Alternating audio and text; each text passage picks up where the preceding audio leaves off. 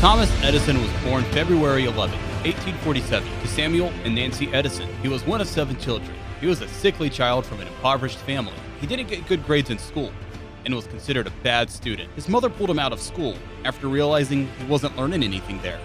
Edison learned to love books very early, and his personal library would be one of his most prized possessions. Edison read non-stop, learning everything he could about various subjects, especially science.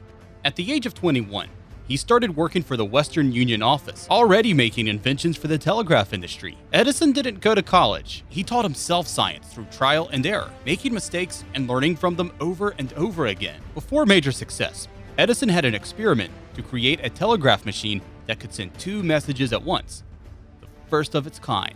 He held a show to display it to the whole world. It was broadcast everywhere. It failed. He had invested all his money in it and was now penniless again, with no work and nowhere to live. That's just one of his screw-ups. Here's some others. Edison invented an automatic vote recorder. It was a centralized place that allowed public officials to have their vote counted automatically. Politicians said, forget it. He invented the electric pen to help people copy documents faster. It was loud and too expensive. The tinfoil phonograph, predecessor to the record player. It took skill and patience to use and was easily damaged. After this flopped, it wouldn't be for another decade that he revisited it. The talking doll, a doll for little girls that would speak a pre-recorded message. Great idea, but it was too fragile and damaged quite often. After too much use, the voice of the doll went from sweet and friendly to ghastly. The public was angry. He yanked it from the market.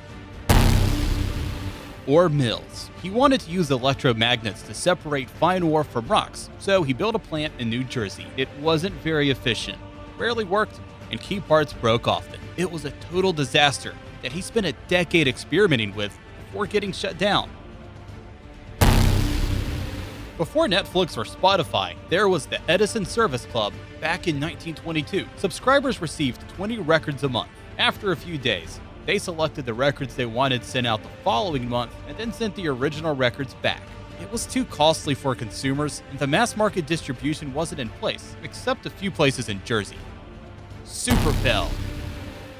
Despite all that, he still invented a ton of stuff that changed the world. Modern rubber tires, distributing electric power throughout a city, x-ray machine, a stock ticker, movie cameras, music recording, record players, modern cement technology, modern batteries, and a crap load of other stuff. And oh yeah, the freaking light bulb.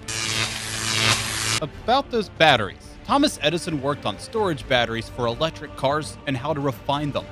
Yeah, electric cars. In the late 1800s, electric cars were the most popular kind of car above gas cars. Electric cars were thought of being the future of cars. They were popular until Henry Ford, one of Edison's closest friends, perfected the assembly line and Model T.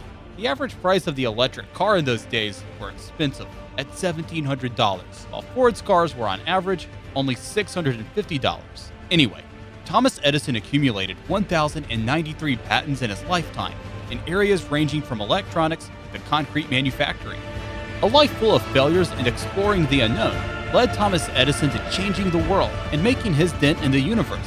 Never stop failing. Never stop getting up.